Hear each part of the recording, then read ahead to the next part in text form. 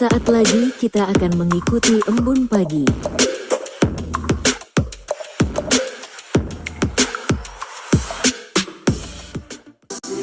Kasihnya setiap hari seperti embun pagi, sejukkan hati, ucapkan syukur.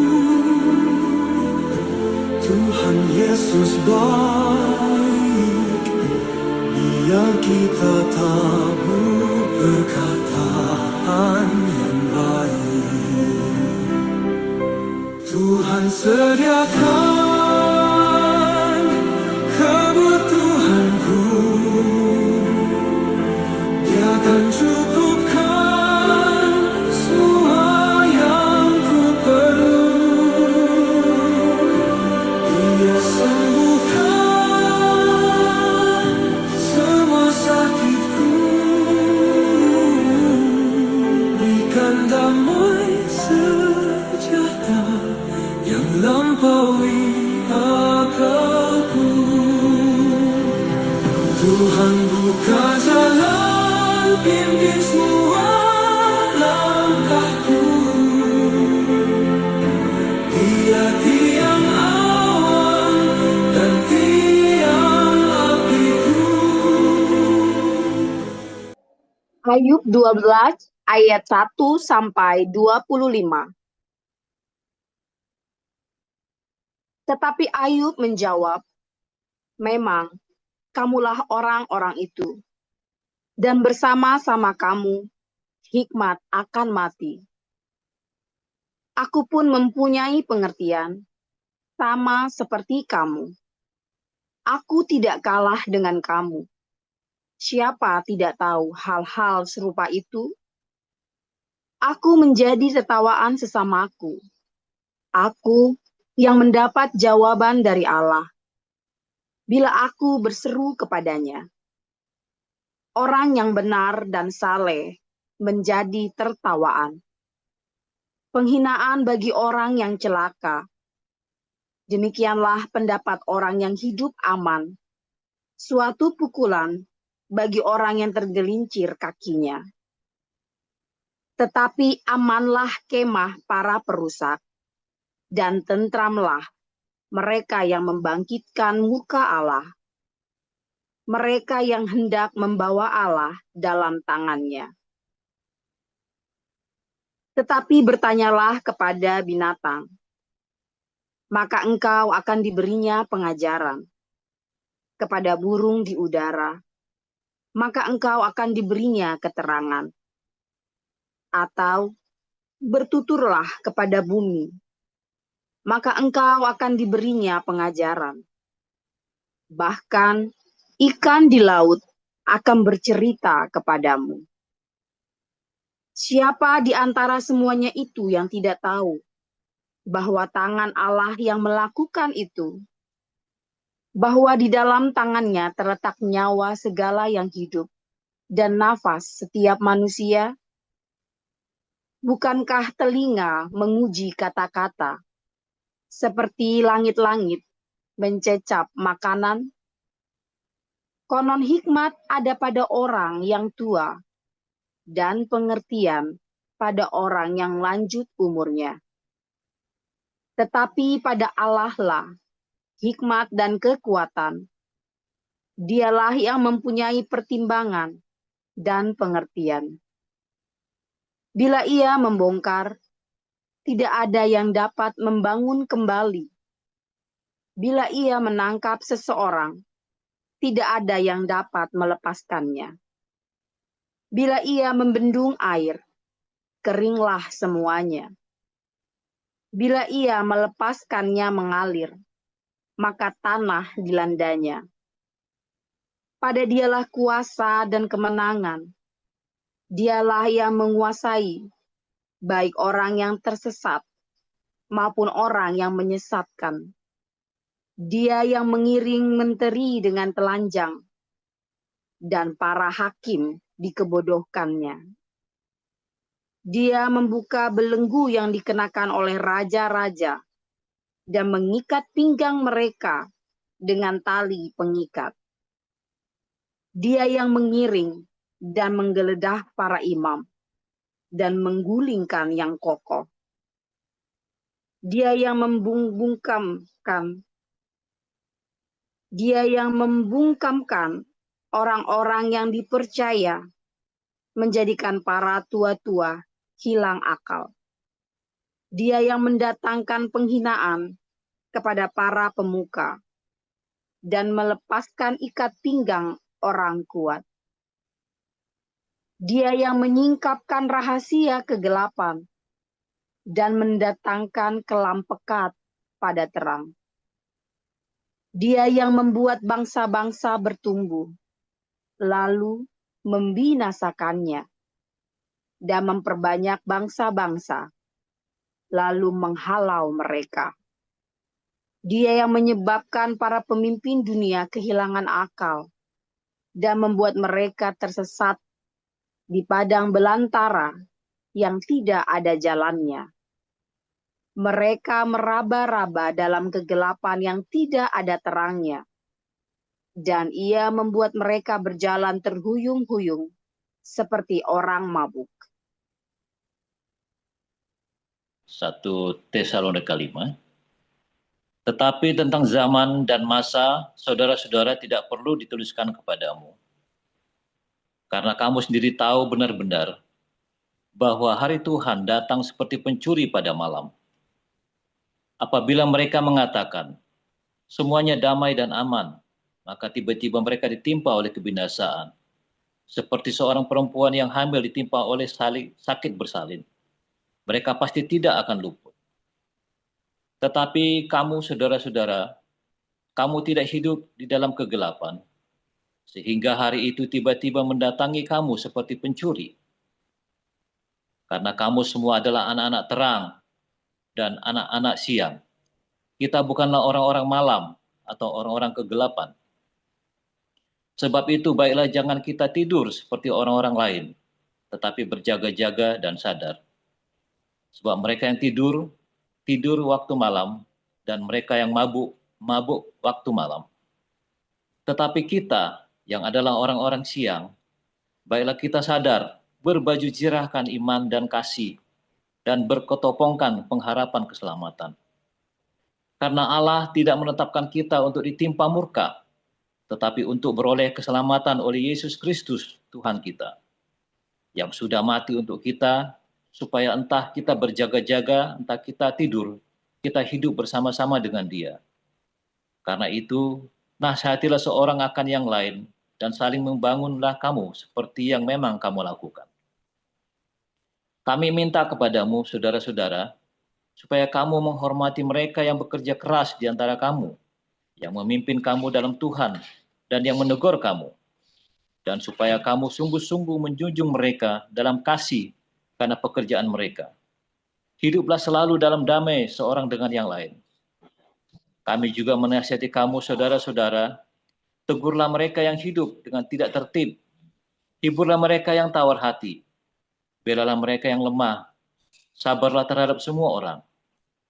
Perhatikanlah supaya jangan ada seorang yang membalas jahat dengan yang jahat, tetapi usahakanlah senantiasa yang baik terhadap kamu masing-masing dan terhadap semua orang. Bersukacitalah senantiasa, tetaplah berdoa, mengucap syukurlah dalam segala hal, sebab itulah yang dikehendaki Allah di dalam Kristus Yesus bagi kamu. Janganlah padamkan roh, dan janganlah anggap rendah nubuat-nubuat. Ujilah segala sesuatu, dan peganglah yang baik. Jauhkanlah dirimu dari segala jenis kejahatan. Semoga Allah damai sejahtera menguduskan kamu seluruhnya, dan semoga roh, jiwa dan tubuhmu terpelihara sempurna dengan tak bercacat pada kedatangan Yesus Kristus Tuhan kita. Ia yang memanggil kamu adalah setia, ia juga akan menggenapinya. Saudara-saudara, doakanlah kami. Sampaikanlah salam kami kepada semua saudara dengan cium yang kudus. Demi nama Tuhan, aku minta dengan sangat kepadamu, supaya surat ini dibacakan kepada semua saudara. Kasih karunia Yesus Kristus Tuhan kita menyertai kamu.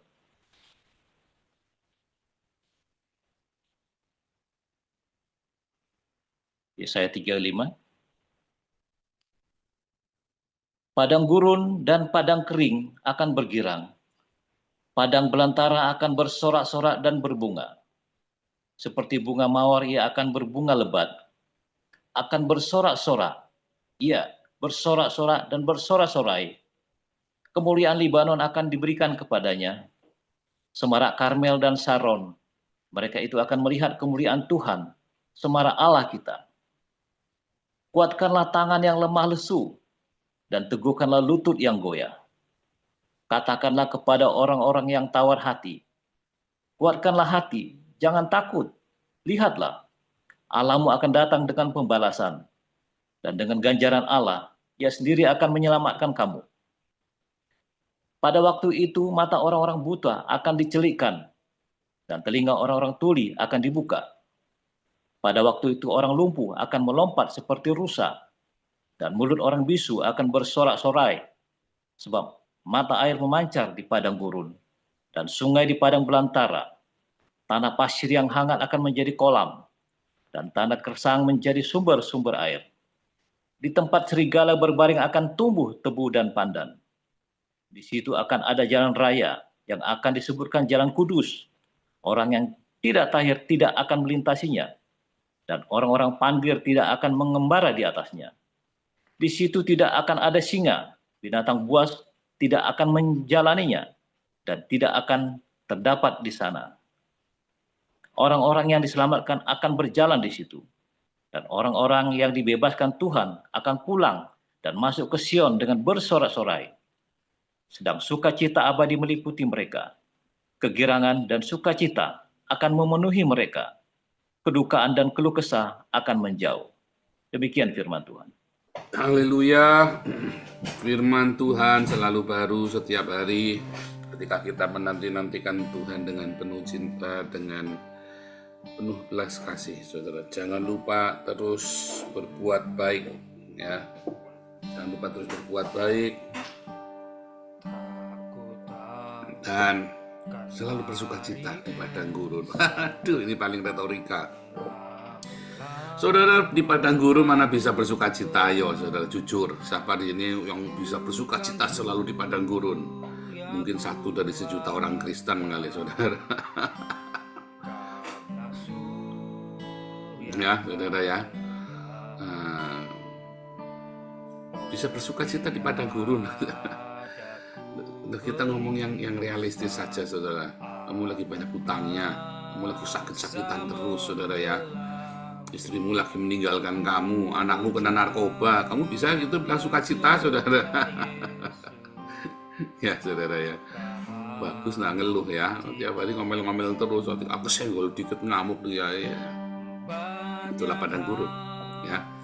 Lelah, capek ya, kering semuanya. Aduh, saudara, namanya padang gurun itu ya, kamu hati-hati, saudara ya.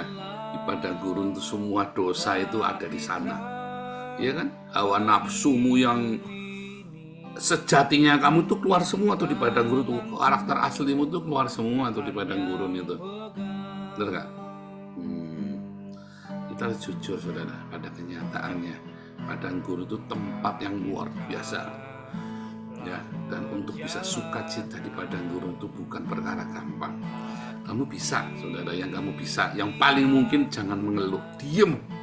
Yang paling bisa, ya kan? Yang paling bisa diem, jangan ngeluh. Udah bagus jangan ngeluh. Jadi, saudara, kalau dibilang suruh bersukacita, itu perkara yang sulit, saudara. Ya, perkara, bisa, selalu ada yang bisa. Ya, dalam latihan, ya. Dengan melatih, dengan Anda melihat setiap hari, ya, punya iman yang luar biasa, Anda bisa, saudara ya. Tetapi masalahnya firman Tuhan suruh kamu bersukacita loh, saudara. Bersukacitalah senantiasa. Waduh, lagi diuber-uber mau mati, suruh bersukacitalah senantiasa. Paulus itu kan diuber-uber, para murid zaman itu diuber-uber sama pemerintah Roma, mau dibunuh, saudara. Kalau ketangkep, ya, kamu akan disalib hidup-hidup, dibakar, saudara. Disuruh bersukacita. Kalau sampai kamu bisa bersukacita, pasti kamu sudah sakit jiwa saat itu, saudara. Dan memang orang-orang Kristen adalah orang-orang yang tidak normal, sama seperti orang Islam, ya. Orang Islam, orang beragama, ya, orang Islam itu orang yang tidak normal. Saudara, ketika mau jihad, bakar ngebom diri sendiri, lagi damai, ya, nggak ada angin, nggak ada hujan, tiba-tiba ngebom diri sendiri, itu nggak normal. Itu kan kamu nggak sehat itu, saudara, otaknya itu, jiwanya nggak sehat itu. Orang misalnya nih, tiba-tiba kamu, oh saya nggak mau menikah, saya mau jadi biksu, itu mau jadi romo, itu kan nggak normal kamu, saudara. Pada kenyataannya kan seks itu enak,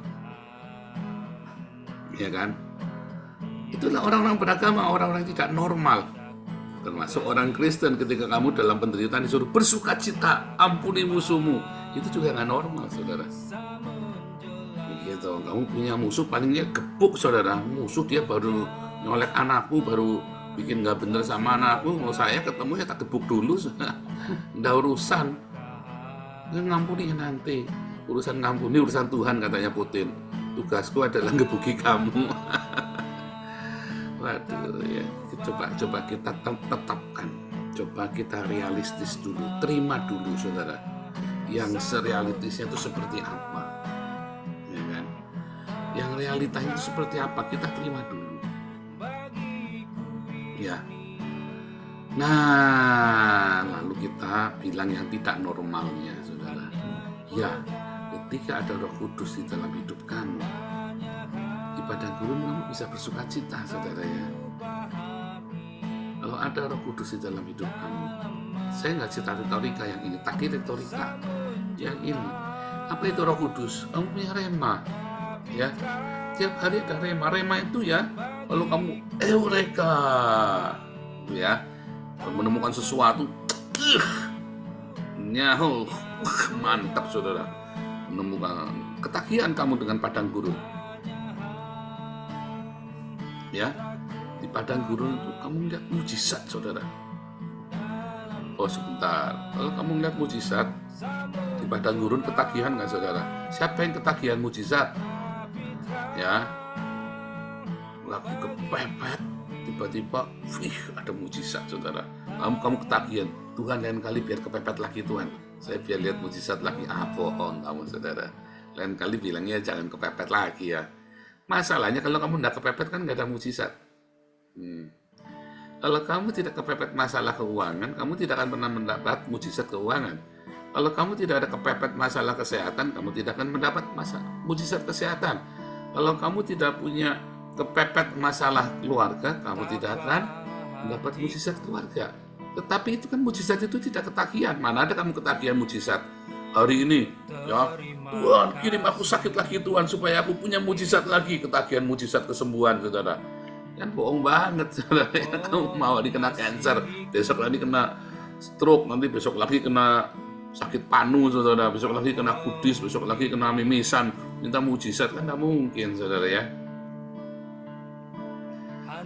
Tetapi eureka, rema, mujizat itu bukan rema, saudara, ya.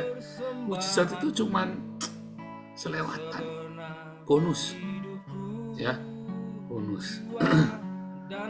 Yang membuat kita bisa bersukacita di padang gurun itu peremaan, ya, sehingga kamu menikmati padang gurun itu.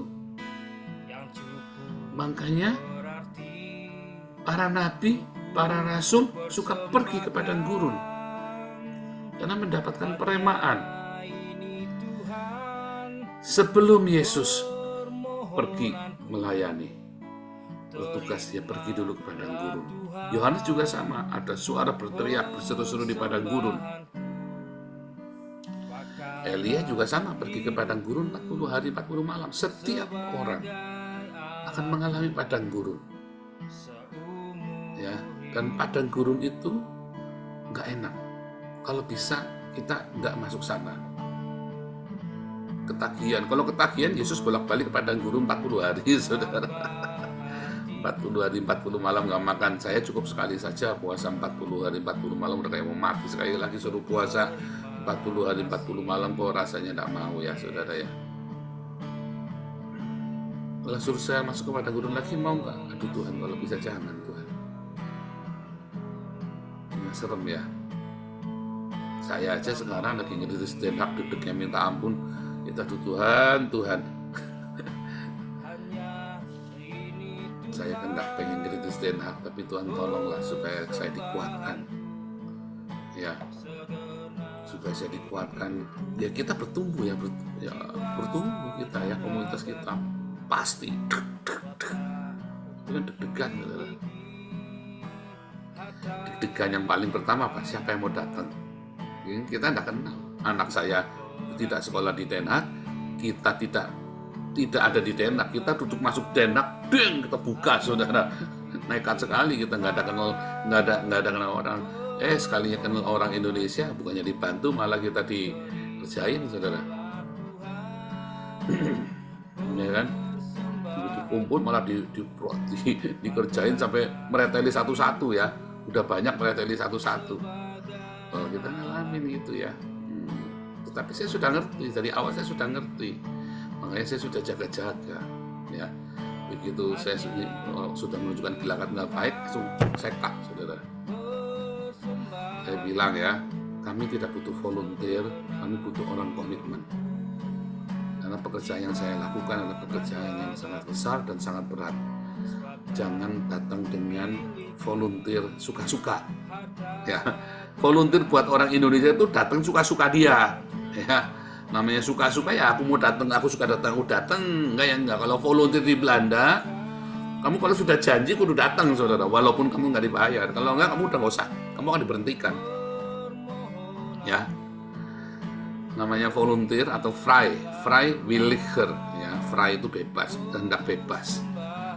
Namanya kehendak bebas di Belanda itu, kamu kalau sudah janji mau datang kudu datang saudara. Kamu udah janji tiap satu mau bantu ya bantu ya. Itu dikasih uang nggak dikasih uang kamu bantu. Kalau namanya volunteer versi Indonesia ya suka-suka aku lah. Aku mau kesini aku datang nggak ya enggak. Oh nggak bisa, kapan jadinya? Kalau gereja dipenuhi dengan volunteer seperti itu kapan jadinya saudara? Makanya saya bilang nggak boleh ya, nggak boleh. Kamu harus belajar arti komitmen saudara. Bahkan di komunitas kita, kamu hanya orang-orang yang komitmen yang bisa jadi pengurus. Kalau suka-suka nggak bisa saudara. Suka-suka akulah. Ya dulu ya ada bendahara kita, ya suka-suka akulah. Aku punya waktu ya aku buka. Ya nggak boleh saudara. Kamu janji mau kapan bukanya, hari apa, kita tungguin kamu. Tapi jangan suka-suka kamu, nggak boleh. Ngerti ya saudara bedanya volunteernya Indonesia dengan volunteernya Belanda saudara.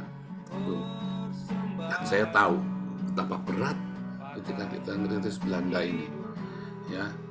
Dan kita bersyukur ya ada ya, kita didukung oleh tim pengurus yayasan kita untuk Belanda ini ya, sehingga ya maaf kata modalnya nggak cuma titik doang saya saudara ya. Saya benar-benar buka itu dengan, kita diawali dengan bikin opwaking gitu ya, bikin KKR gede ya.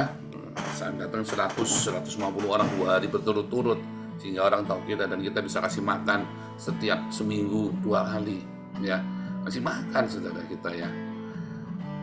Dari donasi Anda semua yang untuk khusus Project 77 ya. Deg-degan kurang ya kurang. Donasinya adanya segitu.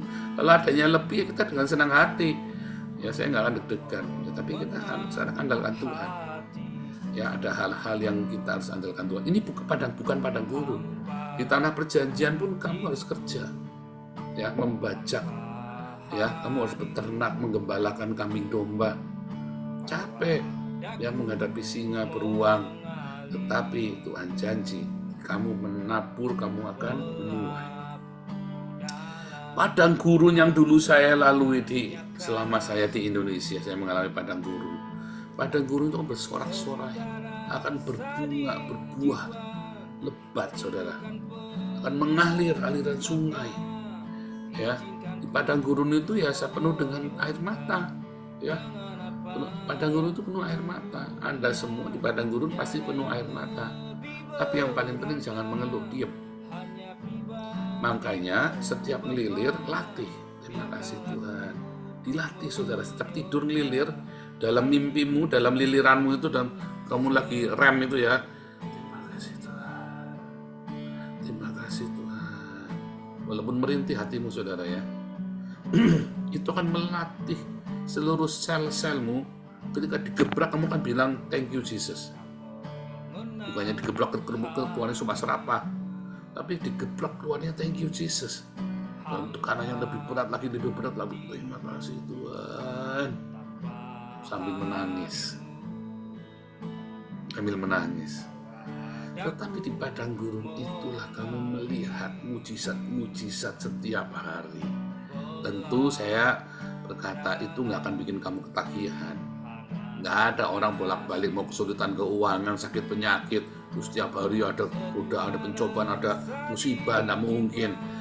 Hari ini anaknya mati, nanti tahun depan di padang gurun lagi istrinya mati, pencobaan yang berturut-turut, bangkrut sisan, sakit sisan, itu banyak itulah. Berarti kamu masih di padang gurun. Loh, kalau istri mati bukan padang gurun, tapi kalau berturut-turut seluruh anggota keluargamu meninggal, itu kamu sedang di padang gurun, saudara. Ya, dalam berturut-turut, bukan 2 kali 3 kali, tapi berturut-turut atau dalam sekejap mata.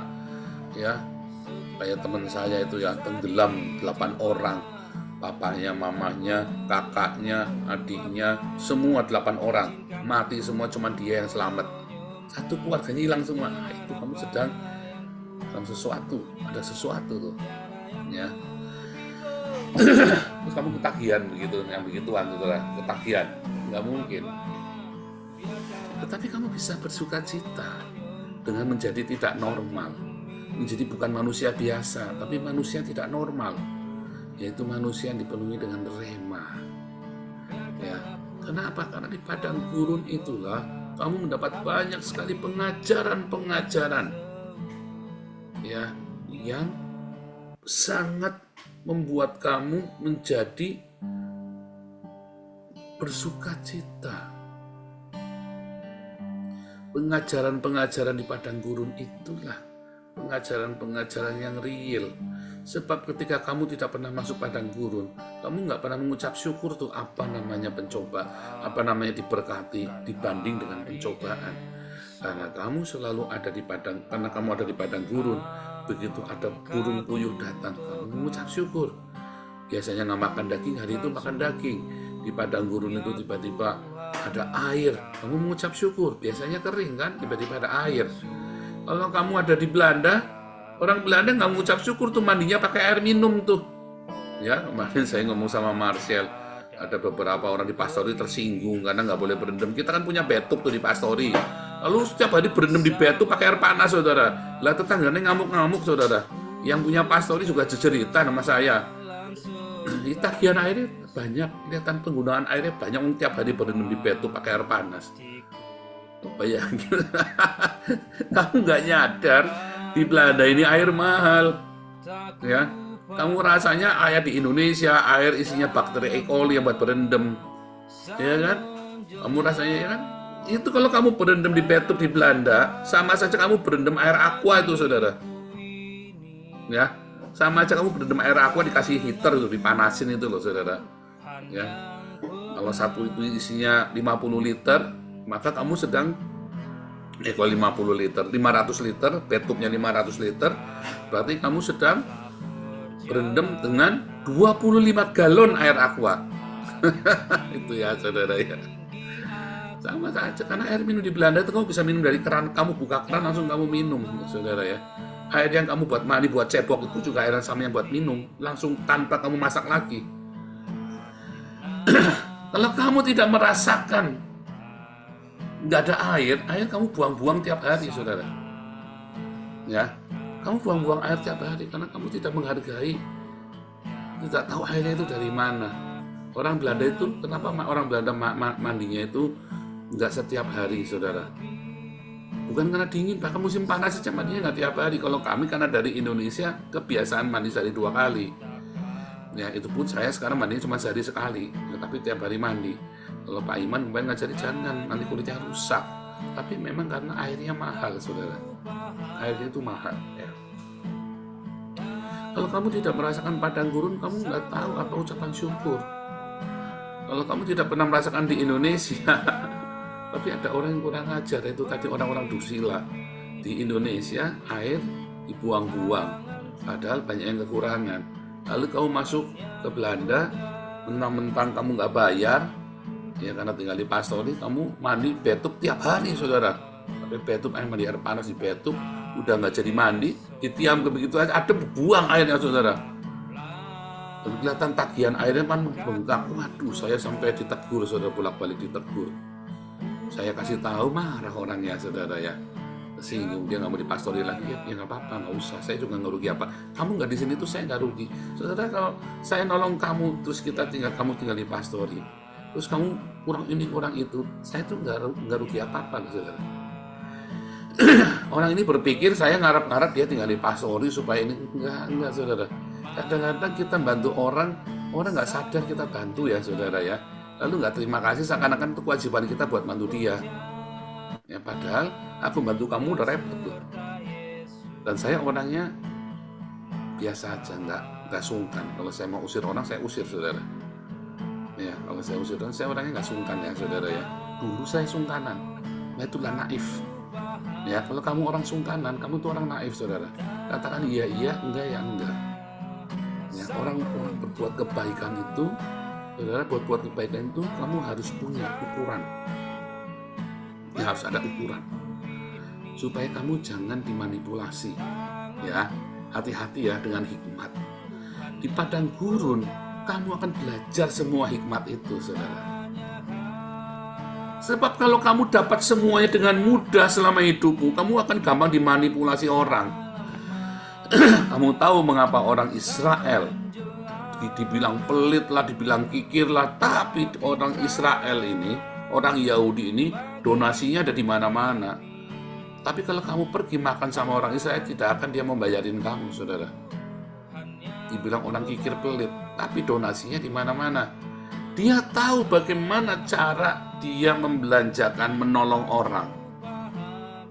Dia tahu caranya, saudara. Karena mereka pernah masuk di dalam padang belantara. Lah kamu dari kecil biasa enak. Sehingga ya kamu biur, saudara. Kasih sana, kasih sini. Di padang gurun kamu akan belajar. Makanya dengan pengajaran begitu hebat di padang gurun, kamu bisa bersukacita. Ya, kalau kamu mengerti, kalau kamu paham, di padang gurun itu akan baik buat jiwamu. Kamu akan bersukacita. Kamu punya warisan buat anakmu, ceritakan kebaikan Tuhan selama di padang gurun, kebesaran Tuhan selama di padang gurun. Ceritakan kepada anak cucu Israel. Kamu akan sukacita, saudara. Tapi karena kamu tidak mengerti makna padang gurun, maka kamu akan mengeluh terus. Kamu akan bersungut-sungut. Kamu akan hidupnya nggak bahagia. Ya, deg-degan pakai boy der, ya kan? Ngirimin tagihan, deg-degan pagi hari der, anaknya dipanggil polisi, saudara. Deg-degan der, kasih tahu sama tetangga tadi malam suaminya baru mabok di tempat pelacuran. Der, macam-macam ya, saudara ya. Tiba-tiba kasih tahu kapalnya karem sehingga barang-barangmu hilang semua, nggak diasuransi lagi, asuransinya nggak all risk. Waduh, itulah padang gurun, ya, itulah padang gurun. Tapi kalau kamu paham padang gurun itu, kamu mengerti padang gurun itu baik untuk jiwamu, kamu akan bersukacita. Saya tidak berkata kamu akan pesta pora di padang gurun, bukan, saudara, enggak. Tapi yang saya katakan, ada sukacita, ada ucapan syukur. Lebih mudah kamu mengucap syukur dengan metanoia. Kalau kamu mengalami metanoia, padang gurun itu akan lebih mudah mengucap syukur. Tapi kalaupun kamu belum metanoia hari ini, kamu ikutin resep saya. Bilang terima kasih Yesus setiap malam kamu ngelilir. Biasanya orang tahu mengerti baru setelah dia selesai padang gurun, dia baru mengerti, oh ternyata maksudnya Tuhan itu seperti ini ya dulu ya. Kenapa saya begini, kenapa saya begitu. Lalu kalau Anda paham padang gurun, Anda tidak akan kembali lagi ke sana. Kalau Anda tidak paham padang gurun, Anda akan kembali lagi ke sana, saudara. Ya kan, orang Israel itu masuk ke tanah perjanjian, ya kan, tahun 1400, tahun 1400 mereka masuk, ya 1406 mereka masuk tanah perjanjian. Ya, tahun 700 orang Israel Samaria dibuang 700 tahun kemudian. Ya. Terus 200 tahun kemudian tahun 530, tahun 586 orang Yahudi dibuang ke Babel. 70 tahun bisa balik lagi. Tapi 400 tahun kemudian ya, orang-orang Israel dibuang dari tanah perjanjian, dicabut seakar-akarnya, saudara, sampai tak berbekas. Ya, nama Israel aja diganti Yudea, nama Yudea Samaria Israel aja diganti Palestina. 2000 tahun tuh, saudara, berbekas sejarahnya. Karena mereka tidak menghargai makna padang gurun. Ya, kalau kamu tahu makna padang gurun, kamu nggak akan balik ke sana lagi. Ya, sukacita di dalam Tuhan, di tanah perjanjian. Ini kan selalu kan di tanah perjanjian, supaya kamu lanjut umurmu dan kamu diberkati di tanah yang Tuhan janjikan kepadamu. Hormati orang tuamu, ya kan? Asihilah istrimu, hormati suamimu, ya kan? Hidup di dalam kekudusan, tetap tinggal dalam cinta, supaya lanjut umurmu di tanah yang Tuhan janjikan kepadamu. Maka tak ada yang kekurangan di antara kamu, karena kamu selalu berdiakonia di tanah yang Tuhan janjikan kepadamu. Selalu endingnya begitu, di tanah perjanjian itu. Begitu kamu lewat dari padang gurun, kamu mengerti dan kamu metanoia, kamu nggak akan balik lagi. Kalau kamu tidak metanoia, mungkin kamu bisa masuk, kamu keluar lagi, saudara. Ya, karena kamu melewati padang gurun, ya di doping atau apa kita nggak ngerti, orang bisa lewat ya, saudara. Ya, tetap ada yang bisa lewat. Contohnya siapa, saudara? Ada anak-anak yang lahirnya sudah di tanah perjanjian. Ya, ada anak-anak yang orang tuanya orang percaya, ya, kemudian dia lahir di tanah perjanjian. Karena orang tuanya orang percaya, dia sudah melewati padang gurun. Lalu dia tidak cerita tentang padang gurun itu kepada anaknya. Dia tidak didik anaknya, ya, untuk mempersiapkan diri. Karena setiap orang pasti masuk padang gurunnya. Lalu anak ini masuk ke padang gurun dan nggak bisa keluar dari padang gurun. Bahkan terbuang, tercabut dari tanah perjanjian. Makanya metanoia dengan rema. Begitu kamu punya rema di padang gurun, ya, ada sukacita. Padang gurun itu terasa lebih baik daripada kamu tidak punya rema. Ada sukacita senantiasa di padang gurun. Ya, Tuhan Yesus memberkati.